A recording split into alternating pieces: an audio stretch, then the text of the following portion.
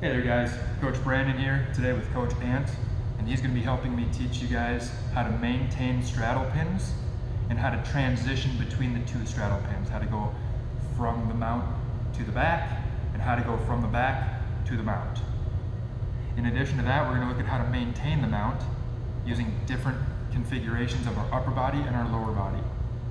Remember that the key to holding somebody down for long periods of time is dynamic pinning, not static pinning.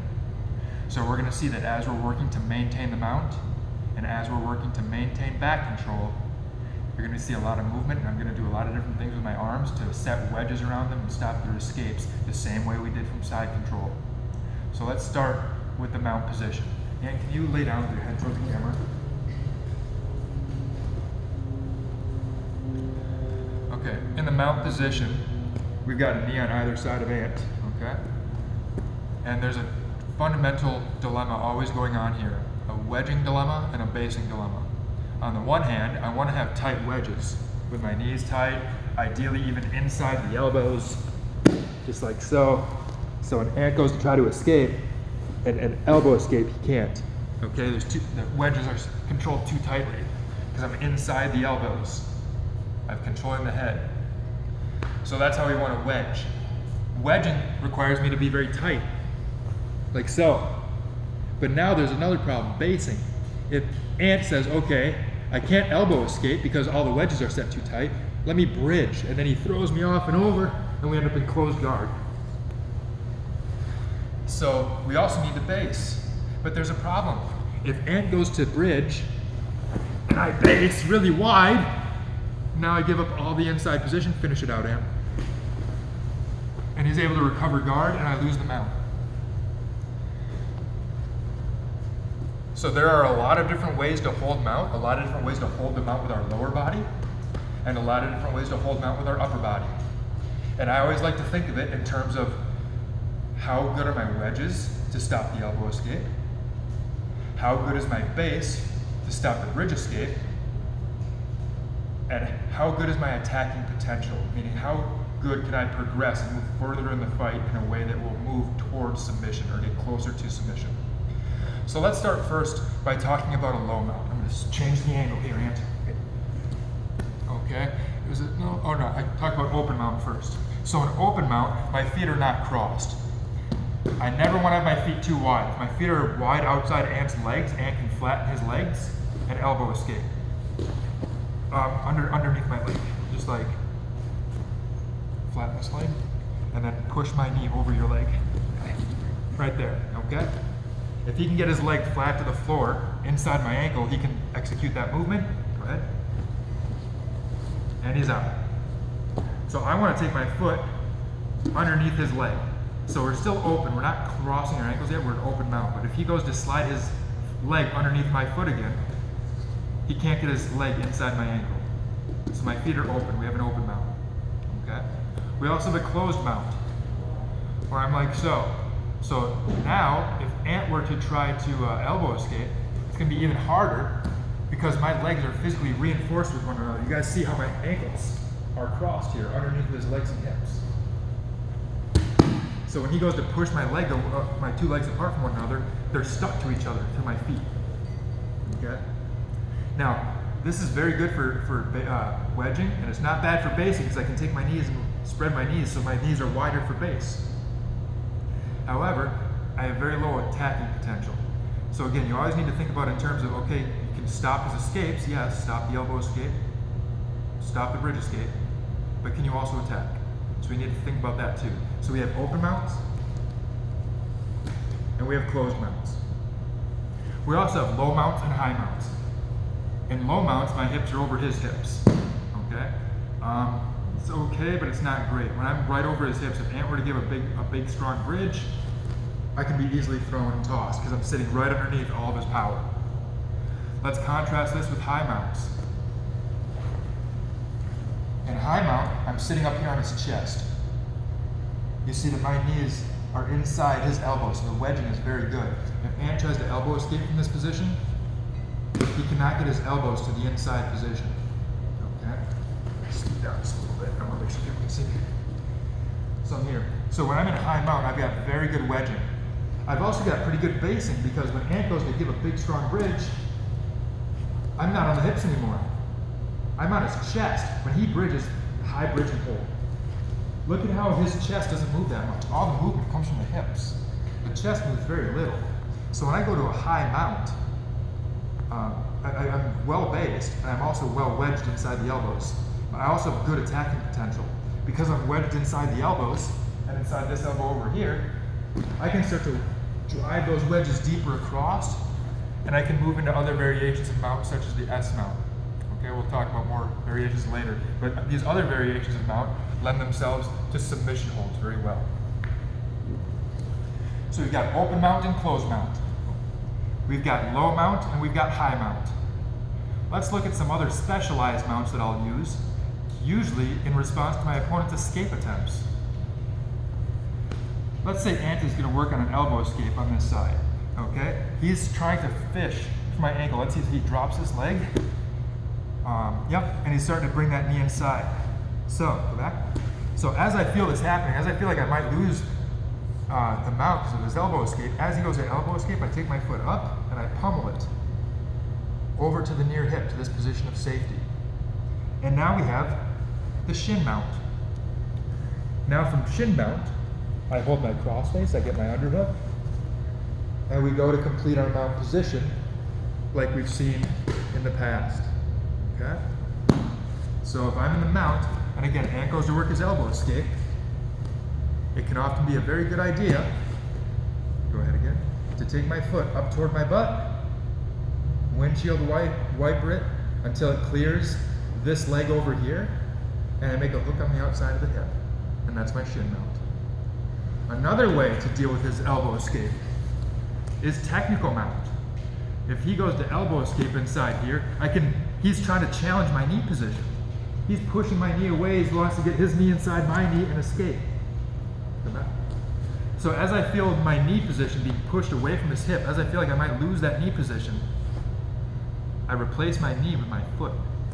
And I put my foot on the floor, right into the pocket of the hip. He was pushing my knee and I let my knee go away. I say, fine, I'm not gonna hold my knee there, I'm gonna put my foot there. Now the technical mount position does a pretty good job of wedging. Okay, the big issue is him getting his elbow inside my ankle or inside my calf, so I like to use my left hand to kind of defend that hole. Okay. Now when he goes to get inside position and escape, I can stay inside the elbow and I keep that hole protected. If I leave that hole open, he can swim an elbow in there, or he can put his whole arm in there and start to throw and rip me off. So we have technical mount, okay? Another form of mount we have is S mount, like I mentioned before. In an S mount, I climb my hips up to a high mount, and then I curl my leg inside and underneath his elbow. So my right hip is inside the near elbow, and I get the pocket of my left knee inside the far elbow.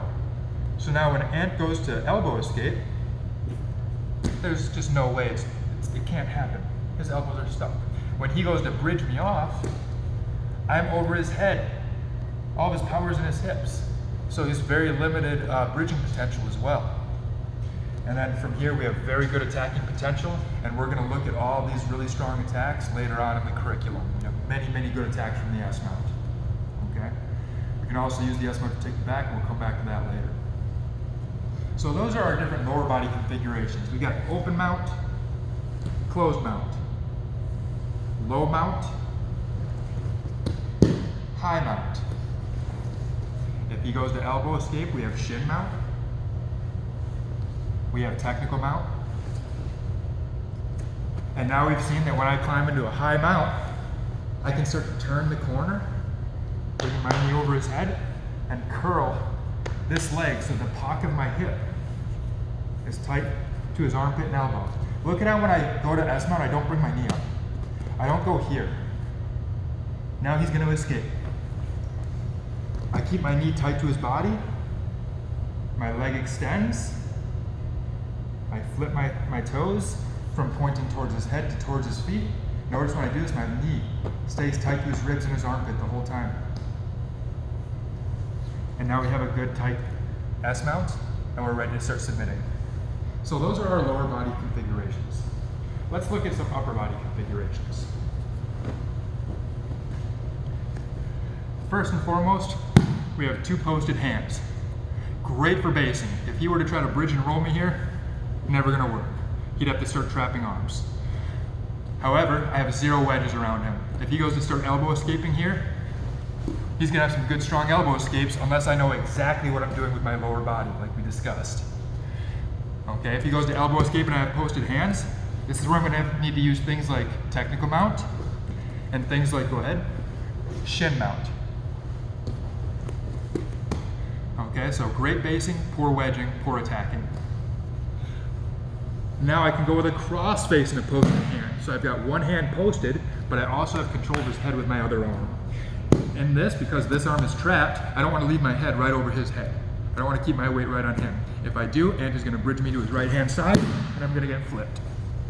So when I have a cross face and a posted hand, we are going to cheat our body weight to our posted hand side. If he tries to bridge to his left now, my weight, if he tries to bridge to his right now, my weight is too far this way. If he tries to bridge to his left, it goes into my hand. So gives us great basing, and it still gives us pretty good wedging. The problem is I don't have a lot of good attacks because I don't have any control of the arms. Okay, so we have posted hands and we have a cross face with a posted hand. We also have a cross face with an underhook. When I'm here, if I can take my wrist inside his elbow and we start to use the ratchet, we'll talk more about this later, to bring his elbow up and away from the body, this is very good wedging and basing. I'm wedged inside the elbow. If he tries to elbow escape, he can't. I control the elbow. If he tries to bridge, very difficult because my weight is offset on one side and I have a posted hand on the other. Meanwhile, I have great attacking potential because I'm wedged inside the elbow. I have an ability to start taking this arm up and over, climbing into other variations of mounts such as the S mount, and now we can go into submissions. Okay, so that's one of the best, is this cross face and the underhook. Now sometimes we can't get it. Sometimes he's really tight with the elbow. And then we gotta go something else. We could also do a cross face and a wrist pin. I can't get inside the elbow, so I go to the wrist and I pin this wrist to the floor. Now, this also gives me pretty good base because I can base on his wrist. If he goes to bridge to his left-hand side, I'm here. If he goes to bridge to his right, I keep my weight on this side and I keep this hand stuck to the floor. He goes to bridge me off, not easy. And I also have great attacking options from here. I can work my left knee inside the elbow and I can start to come up into various attacks. I can also use this wrist pin to go back into an underhook. Let's say I'm in here, I can't get into an underhook. Here, I cannot get to an underhook because his elbow's too tight. He's focusing on his elbow. So I'm gonna go to the wrist. I pin, and I make a pass off. So now I control his wrist with my cross-face arm. When Ant goes to bring his elbow back to his ribs to stop my underhook down here, he can only get his elbow so close. Now, when he tries to stop me from getting an underhook, he cannot. Now I have my underhook, and now I can use the ratchet to start walking things up and climbing into advantageous mount positions. One last upper body configuration I use here is an overhook. Okay. From here, let's say he's got this elbow in tight. I can't get the underhook. I want to go to a wrist pin, but he's starting to elbow escape already. Okay, he's starting to use this elbow, and that's becoming an issue. I feel like if I take too much time to go to the wrist, he might escape. Another good option we can have is just an overhook or grabbing the elbow. So when he goes to elbow escape, I just hold the elbow. Try to go to elbow escape. Keep going. I just hold this elbow, just like so. That elbow goes inside. If I try a wrist pin and he goes to elbow escape and the wrist pin's not working, grab the elbow and lift. He goes to elbow escape, I control the elbow. Now from here I can start working my wrist inside the elbow, and we're once again back to our underhook, back to our ratchet, and we can start going off and going into submissions from here.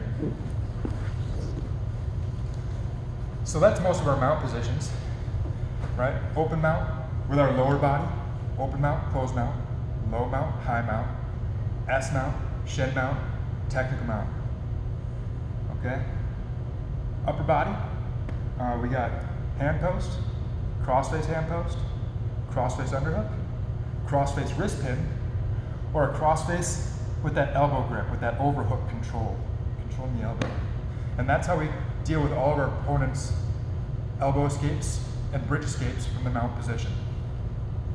Now, let's move on to back control. Okay, if that's how to hold and control mount, what about back control? What do we do there? Well, just like the mount, I'm going to divide things into lower body and upper body. Let's first look at our different various lower body configurations for back control.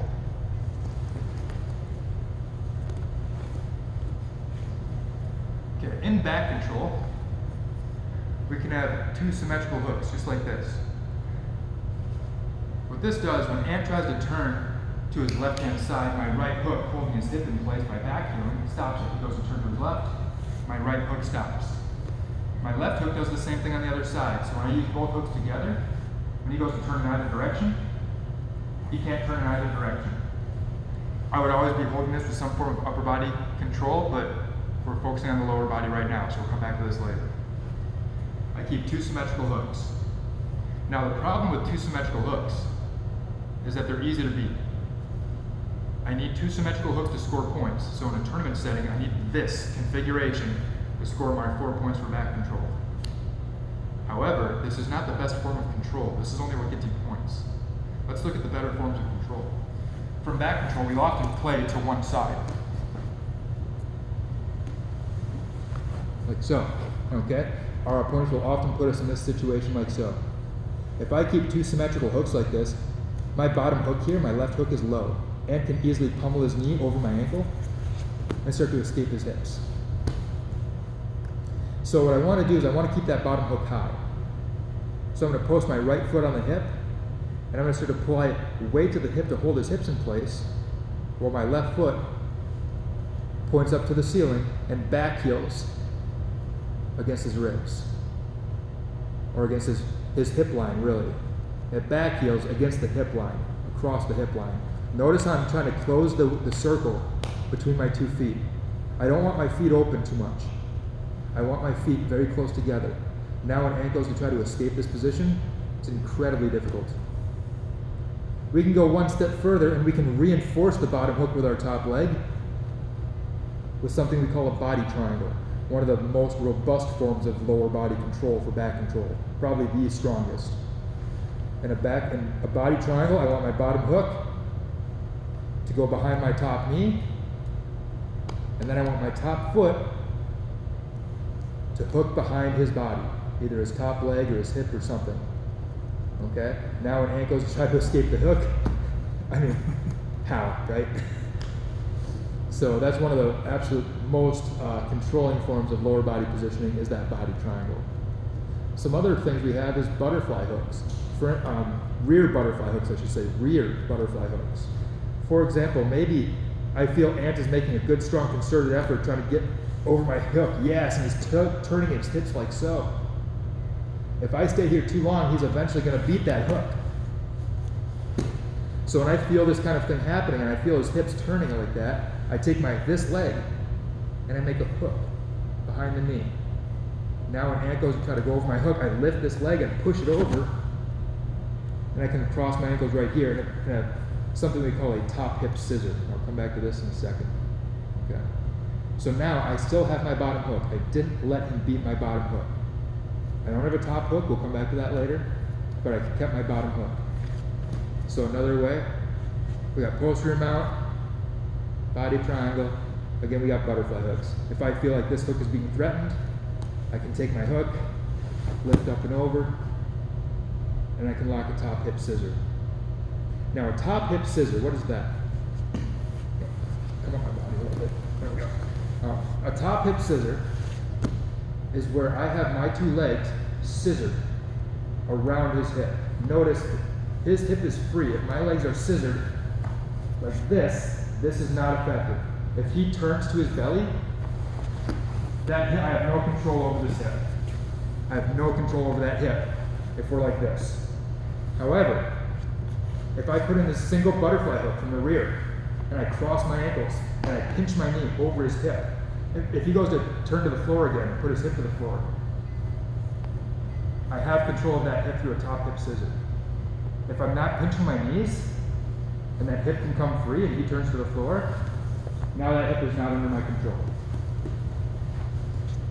He goes to turn to the floor from here, and we have that hip under our control. Okay? No, I think we did that in recovery. So now that's another way to hold with the lower body. A last way is double butterfly hooks, double rear butterfly hooks. This happens when Ant drives himself right back on top of me. That flat, yes. And he has me right here. And he's just trying to crush me. From here, I keep a good control of the upper body. I take my 2 hooks out, put in 2 butterfly hooks. I lift and extend. And I can take us back up to a seated position. I put in my hook, I go down, and then I decide which lower body configuration to use. Do I want points? Or do I want a strong control? Okay, so those are our various lower body configurations for back control. Let's look at some of our upper body configurations. In most cases, we're gonna have over-under, okay? Where I have one arm over his shoulder and the other arm under the other shoulder. I typically will connect my hands here, and we call this a seat belt. The same way that in a car, the seat belt comes over the shoulder and goes under the far arm. So too from back control. So we have our seat belt control here. This is one of the most common forms of back control here. We can also go with a lapel seat belt. We have a seat belt here. We have a lapel seat belt. In a lapel seat belt, my underarm grabs the far lapel, just like so. Typically higher. The lower we are, the less control we have. The higher we are, the more control we have. Now, it's not a seat belt quite yet because the wedge isn't, it's not a closed circle, it's still open. Okay? To get my other hand involved, my right hand to close the circle, I grab up here at the peak of the collar. Let's turn. So my left hand came underneath, had this grip. My right hand comes back, I grab the peak of the collar. So now we still have this closed circle around his head and shoulders, but we do it through the lapel. Why would we do this? Well, there's a number of reasons. One of the most common is that a seatbelt like so can be easily peeled apart. He goes to start defending the position, he peels my grips apart, and now I'm losing my control of the head and shoulders. When I set a lapel seatbelt, and now he tries to strip my grips and tries to get this seatbelt dealt with, it is very hard to strip those lapel grips. So if you got somebody who's really good at hand fighting and they start harassing your hands, go ahead. I oftentimes will switch off from a standard seatbelt to a lapel seatbelt just to stop their escape attempts for a minute. A third kind of seatbelt that I will often make use of, one of my absolute favorites, is a Kimura seatbelt. From here, I threaten the neck. What everybody does is they come up to defend.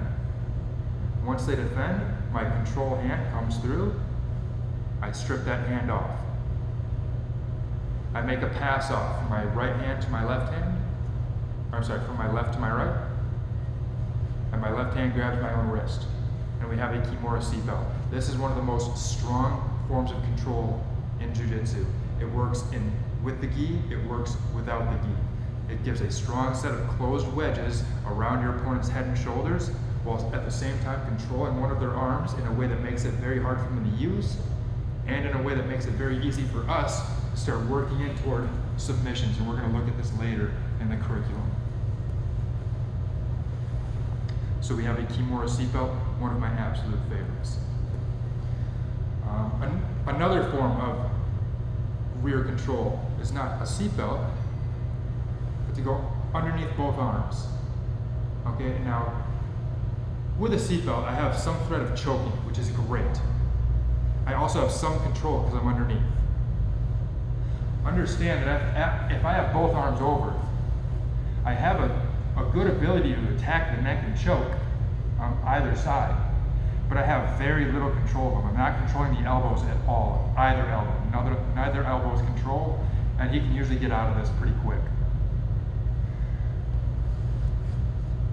Double under grants me great control. I can grab both wrists for a double wrist ride. So even without hooks now, if Ant, like, you know, go crazy, get your body out of here.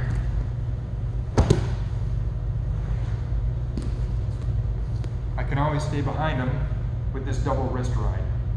Okay, where I grab the outside of the ridge of the hand. I don't actually grab the wrist. He can very easily extend out of a wrist grip. I grab here, when he goes to extend out, much more difficult. So I grab the ridge of the hand, we have a double wrist ride. Again, he goes crazy, tries to flare up. Doesn't matter where he goes, I stay behind him and I can always recover the back. We can do double wrist rides. I can also do this double lapel control, which does the same thing. I take these two lapels back to me. If he goes crazy, trying to get out even without lapels here, even without hooks, I can always keep him in front of me and come back and get control. The last one, we already kind of talked about it, is double overs.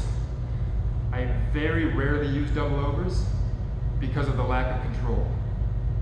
So if I'm going to give up control with my upper body to go to double overs, I'm going to make sure I have amazing control with the lower body, usually with a body triangle.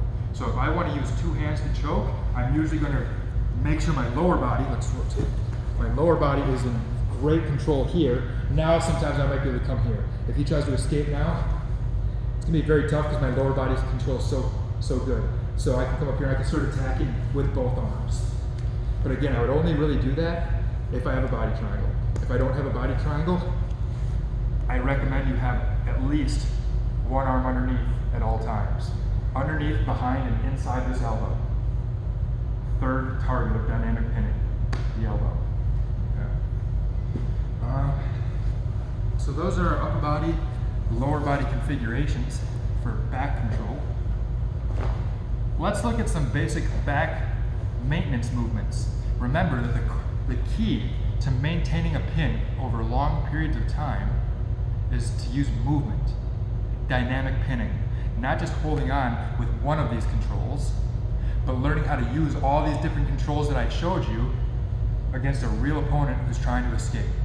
So let's start looking at some things. Let's look at when our opponent escapes the lower body and we have to do lower body recoveries. And then we'll look at what happens when our opponent starts escaping the upper body control and we have to do upper body recoveries. Lower body first. Face this way. So, I'm here, we tip off to one side, like so, okay? The first way he can beat my lower body is by beating the hook. If he beats the hook, but he doesn't yet beat the knee, my knee is still on the outside of his hip, it's usually pretty easy to recover. My top leg is going to start back heeling to pull his hips, and with my bottom leg, I extend it, and I pull my hips to my heel in an action we call a reverse shrimp. As I pull my hips in, I'm going to take my left knee and point it up to the ceiling, just like so. Now, I'm going to take him to the side, over here, and keep my bottom hook nice and high. Let's rotate. So if we fell on this side, he escaped the hook on this side initially, but then I perform a reverse shrimp to a side switch, where now I keep this hook nice and high, and we can reinforce it. So that's easy. If we're here, and our opponent beats the bottom hook, I can keep him between my two knees. If he escapes the bottom hook again, I reverse shrimp, I keep him between my two knees. Okay? Next step, what if he beats the bottom knee? Well, then it's going to depend on which side he's at. If I'm here, if we're on the choking side, he beats the hook, and he beats the knee. What I generally recommend doing is we use a rear butterfly hook to push him off. Now I'm going to leg scissor and come up to this position here. I can grab my Kimura seatbelt, step over, and now we perform a chair sit. So we have our chair sit recovery when he escapes the knee to the choking arm side. Again, we're here. He goes over that knee. I use a rear butterfly hook. If I keep my foot right here, I'm going to get caught in half guard. So I take my foot out, I use a rear butterfly hook. He's on my leg, I can't get up right now, but I use my rear butterfly hook to get him off my leg, to get him off my right knee. Now I start to climb up. Foot over, we get our Kimura seatbelt, and we chair sit. So the chair sit recovery. If we chair sit, and he decides to keep rolling through, keep rolling to your left, we go with the Garcia roll. Keep going, keep going, keep going. We Garcia roll all the way through, and we continue to attack the back. What else do we have? The leg scissor recovery. When they beat the, let's see, leg scissor, bottom knee to the control side. Oh yeah, beating the bottom knee to the control side. So that was to the choking arm side. Let's see how to beat the bottom knee to the control side. Or how do we recover? Let's see how we recover position when our opponent beats the bottom knee to the control side. He beats the bottom knee. Now same thing. I'm going to use a rear butterfly hook to push him off my knee. Like so. Now, I can't really prop in my elbow the same way I could before. Right, when he was on the choking side, I can base on this elbow and I can start to come up pretty easy. Which is why I can come up and go into a chair sit. Here though, when I try to come up on my elbow, his body weight is on top of my elbow. It's hard to come up. So I can't do a normal chair sit from here. So here's what I do is I scissor my legs and go belly down. I'm going to shrimp my hips out, going ear to ear with Ant. As I shrimp my hips out, I'm going to scissor my legs, going down to my stomach. Just like so. So I go from here, I shrimp, I turn my legs down, and now I start to climb up to my knees. And now from here I can either stand my knees and start putting hooks in, or I could even stand up if I don't have that range of motion. I could even stand up, walk around to the side, and start putting hooks in from there. So we have a leg scissor recovery, where we scissor our legs to go belly down, we army crawl up to our knees, and we reassert back control. So we look now, how do we deal with an opponent who beats our bottom leg? If they beat our bottom hook, we do a reverse shrimp and we side switch. If they beat our bottom knee to the choke side, we can base on that elbow so we can come up and do a chair sit. If they beat our bottom knee to the control side, now I can't really get up on my elbow, so I have to stay all the way down on my stomach. I can't get up on my elbow, so I stay on my stomach.